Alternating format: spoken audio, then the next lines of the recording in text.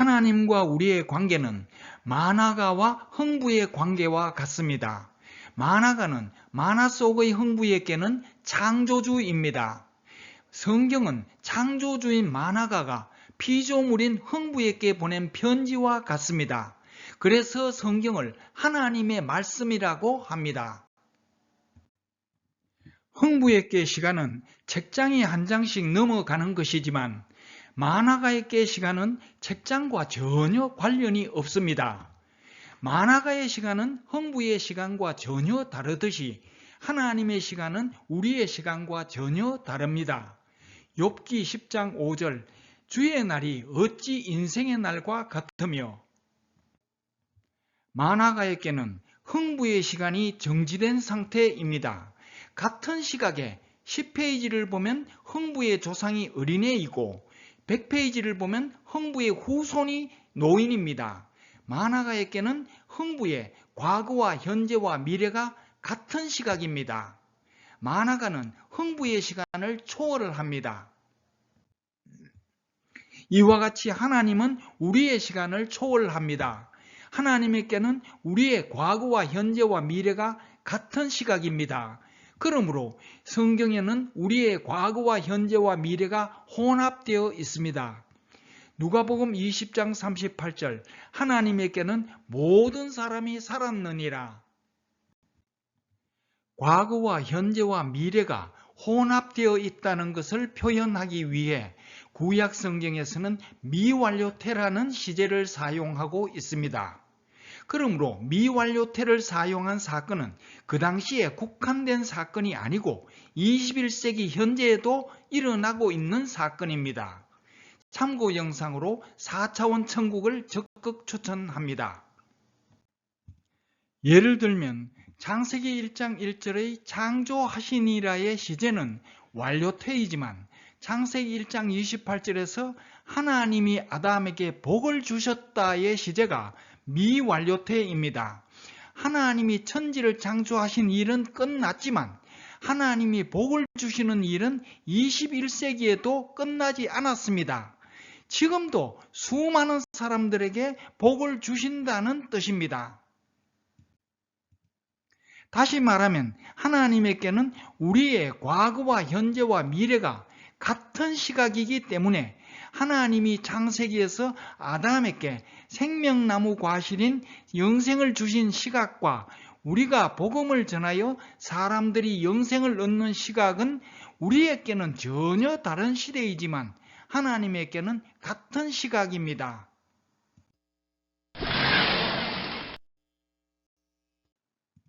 이해를 돕기 위해 다른 시대를 다른 지역으로 바꾸겠습니다. 서울에 비가 왔고 대전에 비가 왔고 부산에 비가 왔습니다. 전혀 다른 지역에서 일어난 전혀 다른 사건처럼 보이지만 지역이 다를 뿐 전국적으로 비가 내린 것은 같은 시각에 일어난 같은 사건입니다. 이와 같이 사람이 다를 뿐 하나님에게는 같은 시각에 일어난 같은 사건들이 성경에는 많이 기록되어 있습니다. 우리에게는 전혀 다른 시대에 일어난 전혀 다른 사건처럼 보이지만 하나님은 미완료태를 사용하여 같은 시각에 일어난 같은 사건이라는 것을 귀띔해 주셨습니다. 창세기 3장 6절에서 선악과를 먹었다의 시제가 미완료태입니다. 그러므로 창세기 3장 6절에서 아담이 선악과를 먹은 것과 로마서 3장 23절에서 우리가 죄를 범한 것은 아담과 우리가 사람이 다를 뿐 하나님에게는 같은 시각에 하나님에게 결배를 선포한 같은 사건입니다. 창세기 3장 24절에서 아담을 쫓아냈다의 시제가 미완료태입니다. 그러므로 창세기 3장 24절에서 아담이 에덴 동산에서 쫓겨난 것과 로마서 3장 23절에서 우리가 하나님과 분리된 것도 아담과 우리가 사람이 다를 뿐 하나님에게는 같은 시각에 하나님을 버리고 떠난 같은 사건입니다. 다시 말하면 아담이 선악과를 먹은 것과 우리가 죄를 범한 것과 아담이 에덴 동산에서 쫓겨난 것과 우리가 하나님과 헤어진 것은 하나님에게는 같은 시각에 일어난 같은 사건입니다. 그러나 하나님은 계속 자비를 베푸셨습니다. 아담이 선악과를 먹기 전부터 창세기 1장 28절에서 아담에게 주신 복을 지금도 우리에게 주십니다. 이것은 창세기 1장 28절에 사용된 시제를 보면 알 수 있습니다. 창세기 1장 28절에서 복을 주셨다의 시제가 미완료태입니다. 그러므로 창세기 1장 28절에서 하나님이 아담에게 복을 주신 것과 마태복음 27장 50절에서 예수님이 우리 죄를 위하여 돌아가신 것과 계시록 3장 20절에서 예수님이 우리의 마음문을 두드리시며 복음을 거절하지 말고 예수님을 영접하기를 간절히 바라시는 것도 하나님에게는 같은 시각에 일어난 같은 사건입니다.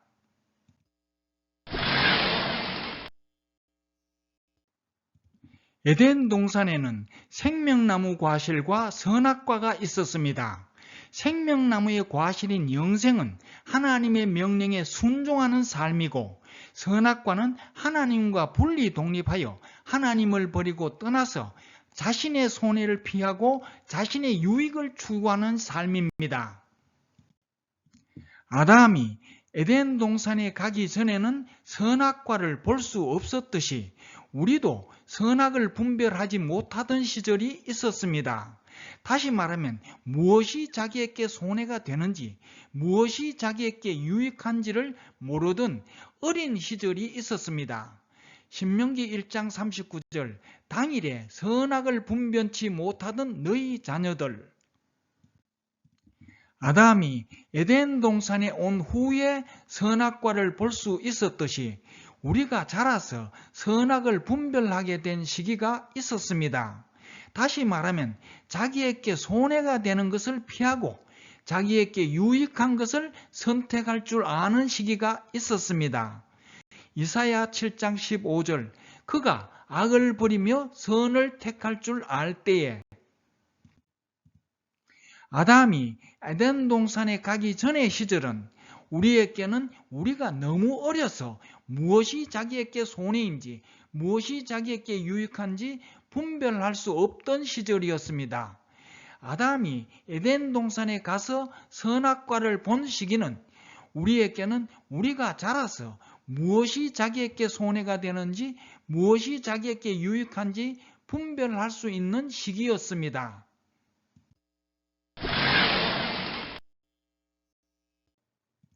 에덴 동산은 선악과와 영생 중에서 선택하는 장소입니다. 다시 말하면 영생을 얻을 수 있는 장소입니다. 창세기에는 에덴 동산에서 영생을 얻을 수 있었고 지금은 복음을 들을 때 영생을 얻을 수 있습니다. 그러므로 우리의 에덴 동산은 전도지입니다. 창세기 2장 15절에서 하나님이 아담을 에덴 동산으로 데리고 가셨다의 시제가 미완료태입니다. 아담이 에덴 동산에 간 것과 우리가 전도지를 받는 것은 하나님에게는 같은 시각에 일어난 같은 사건입니다. 하나님은 아담을 에덴 동산으로 데리고 가셔서 선악과를 선택하지 말고 영생을 선택하라고 간절히 호소하셨습니다. 이와 같이 하나님은 우리를 교회 앞이나 길거리에서 나누어주는 전도지로 인도하셔서 복음을 거절하지 말고 예수님을 영접하여 영생을 얻으라고 간절히 호소하십니다.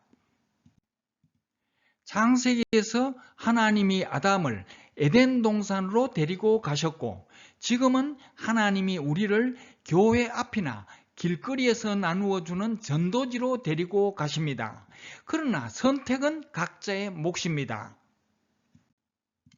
하나님이 경고하셨으나 아담이 선악과를 선택했듯이 하나님이 전도지를 통하여 경고하셨으나 우리도 처음에는 하나님의 명령에 순종하는 영생보다 하나님과 분리 독립을 선택하여 우리 마음대로 살았습니다.